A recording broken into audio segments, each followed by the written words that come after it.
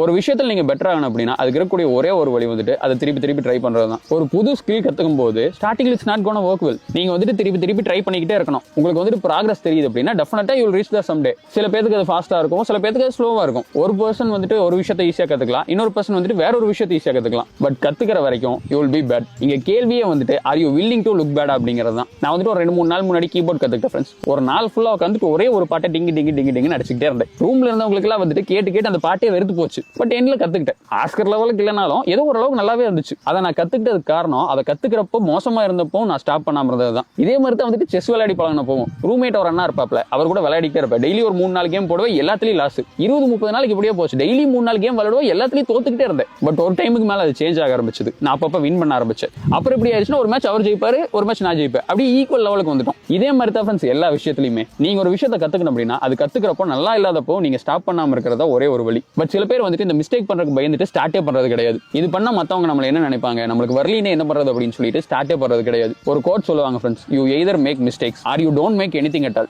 Either நீங்க mistake பண்ணி கத்துப்பீங்க, ஒருவேளை அந்த மிஸ்டேக் பண்றதுக்கு பயமா இருந்தா நீங்க ஸ்டார்ட்டே பண்ண மாட்டீங்க.